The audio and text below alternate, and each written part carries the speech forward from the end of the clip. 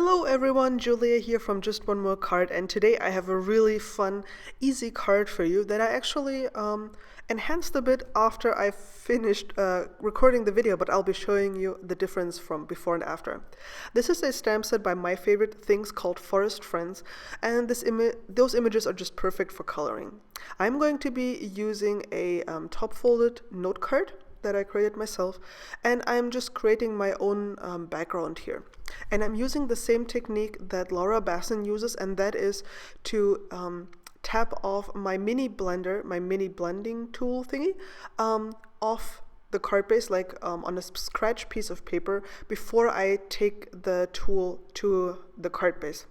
And that ensures that you won't have like harsh edges or jagged lines when you blend, and you get a very, very nice, smooth blended effect.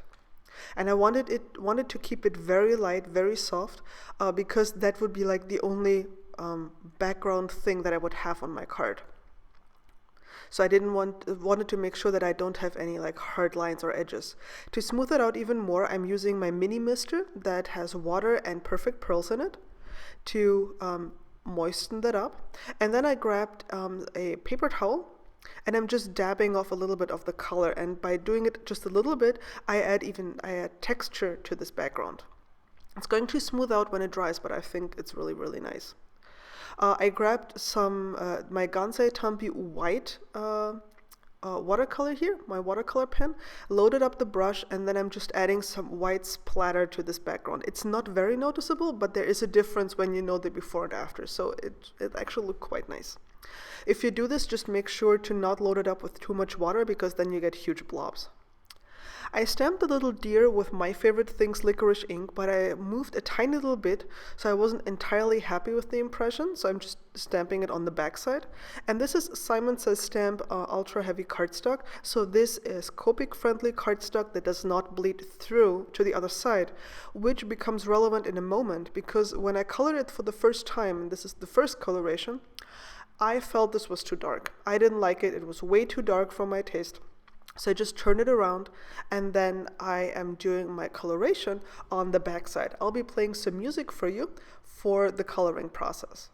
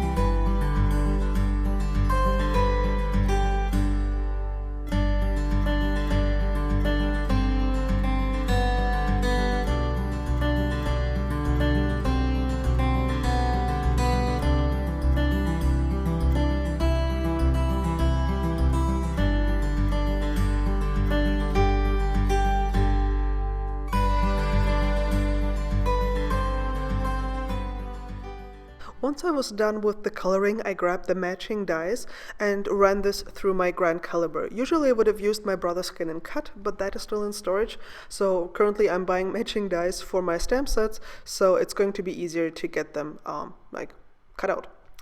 I'm using the My Favorite Things blueprint dies, and there's this nice tag-shaped thingy die that I'm trying to get out of there. And I have a strip of a black cardstock, and I'm going to run that through my Grand Caliber as well to get the black tag shape here. This is just flour. I don't have an embossing body right now, but Laura Sturks always uses flour for her embossing, so I'm just using the same here. And then of course I'm also using my MISTI, because I want to make sure that after I've gone through the trouble of die cutting the thing, I will get a good impression. It's of course using Versamark ink, which is a sticky ink, and you need a sticky ink so the embossing powder will stick to it. And of course tweezers are quite important when doing heat embossing, because hot. So if you don't have crafty tweezers yet, it's a good investment. I actually bought some because mine are in storage, and I just couldn't live without them. So I've adhered my little tag shape here, and now I'm adhering the deer, but it felt, didn't feel right.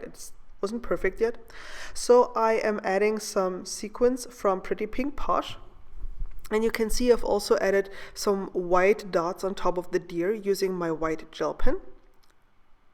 You can see here that tweezers are really helpful. And I'm also adding a few silver dots using a silver gel pen. They're not quite that noticeable, but the overall effect just improves by adding those tiny details.